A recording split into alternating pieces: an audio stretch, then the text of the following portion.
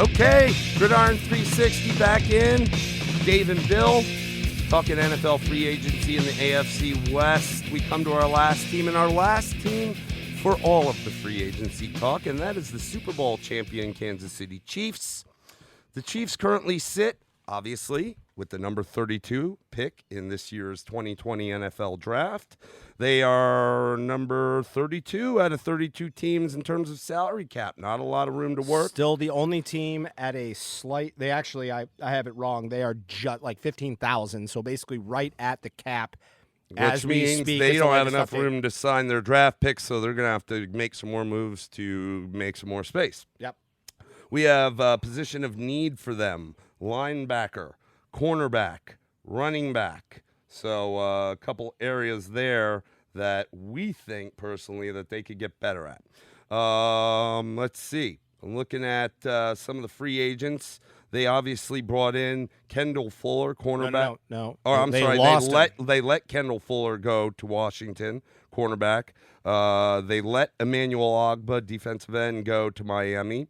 Other free agents of note still out there on their list: Terrell Suggs, outside linebacker; Cam Irving, tackle; LaShawn McCoy, running back; Darren Lee, inside linebacker; Xavier Williams, D tackle; Jordan Lucas, safety; Morris Claiborne, and Bashaud Breeland, cornerbacks; Reggie Ragland, linebacker. Did Breeland go somewhere already? No, it's not I don't showing? think he's I don't been remember shown seeing up him yet. sign, but he was on the talk. Yep. Center Steven Wisniewski, fullback Anthony Sherman, backup quarterback Matt Moore, wide receiver DeMarcus Robinson, and wide receiver Marcus Kemp. Let's see. They've got Spencer Ware, running back. Blake Bell, tight end. And then a few other guys at the tight end position and tackle. So kind of falls in suit, I think, with what we're saying here: linebacker, cornerback, running back. Now, they just did re-sign Damian Williams. They've got their receivers in Tyreek, tight end Travis Kelce. They've got, obviously, DeMarcus Robinson, who's been coming on. He's a free agent. Cole Hartman was drafted last year. Sammy Watkins, their number 2 receiver, probably number 3 in terms of receptions, but number 2 wide receiver. The thought is he's not going to be around much longer, that they're not going to be able to afford that. And based on the numbers, as we just said, they've got to clear a little bit of room so they can actually be a part of the draft this year.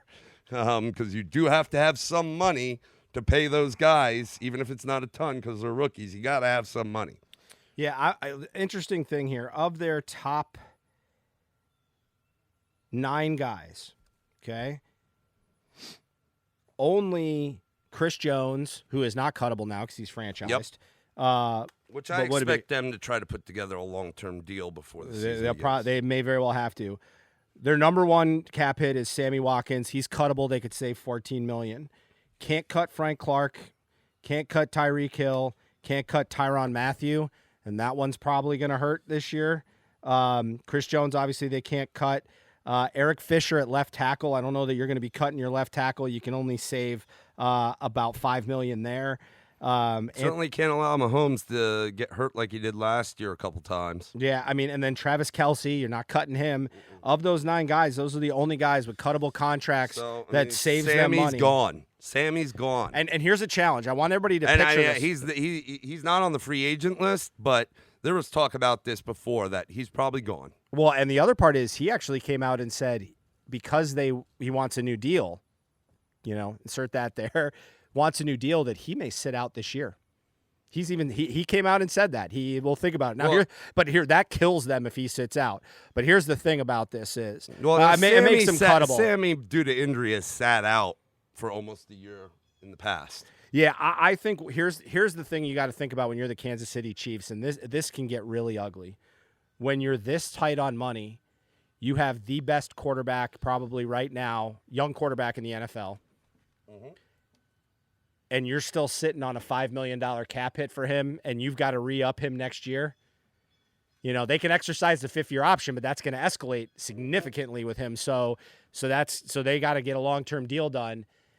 This is a team that's, like I said, I think they were probably one of the weakest Super Bowl champions I've seen. I think they had a lot of luck in the playoffs, and I don't discredit them for winning, but they, I'm just saying they have a lot of troubles. They have a lot of troubles for the long term. And again, so do we end up with a Mahomes who already kind of was on a team very much like I would consider they has more offensive weapons, but like, does he become the next Aaron Rodgers in the sense it's him and whoever we can throw in there to help him? It's just, again, Mahomes scares me now when I look at this. I mean, they in the next couple of years they can cut all these guys, but think about it, this is already a not very good defense. They were better as the year went on. They got stronger in the second half, but they were not great. So I don't know. That's look, I agree with you. Didn't Rodgers win the Super Bowl early in his career too? And he's been a contender, but he hasn't really gotten there since. No, they live and die. They go 10-6, 11-5, or 12-4, and then they lose in the playoffs. And you know who they usually lose to? A team that plays pass rush, front four defense, a la San Francisco. Yeah.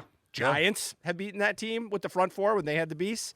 It's just that's how teams beat them, and they've got to figure something out fast. And you're going to start talking about stripping away his major weapons. Can he overcome it? Can you draft to it? Yeah, but again, they're drafting 32 this year. You know, so I didn't quite get the franchise thing. I mean, I know they want to get a long-term deal done, but he's not the youngest guy in the world. He's not the oldest, but he's not the youngest. And it's like, can you do that? I mean, can you do that? They went for it and they won. So, if I'm a fan, I'm like, well, hell, I'd rather at least win one. But I don't know. Like with Mahomes, again, Mahomes sitting at $5 million cap hit. Love that while you got it. Because it's going away big time. Real fast. And,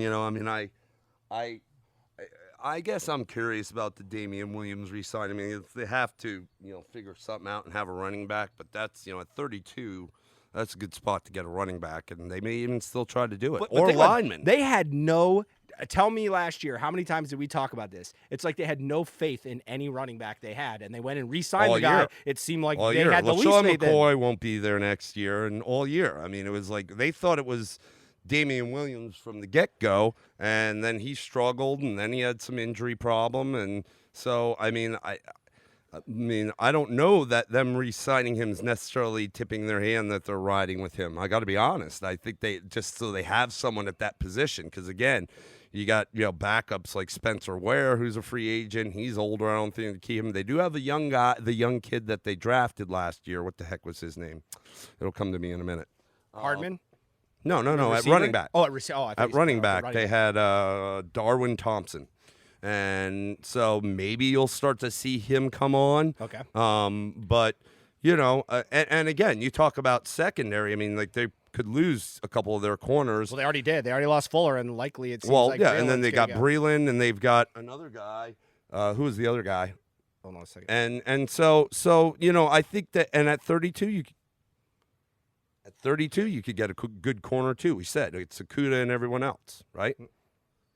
I guess that's it for Kansas City. I mean, Super Bowl champs may not make it back to the playoffs next year because of their money constraints and what's going to go on. I mean, I guess that's kind of the end-all, be-all, but we'll have to see. They're not. I don't think you'll see them very active in free agency anymore. They haven't been because they really can't be. So it's really going to kind of be left up to the draft for them and see what they're thinking, like that vision you're thinking. So that's going to wrap free agency, Mr. Dave. It took us a while, longer than expected, but fun. I think it was a good idea that we put it out in these separate little, 10, 20-minute cuts so that people can listen at their own leisure. Hopefully you do. Certainly you can go right to your team or your division or teams you're interested in hearing more about and find it. Gridiron 360. Appreciate you, brother. We'll see you next time. Where? On the gridiron. Have a great day.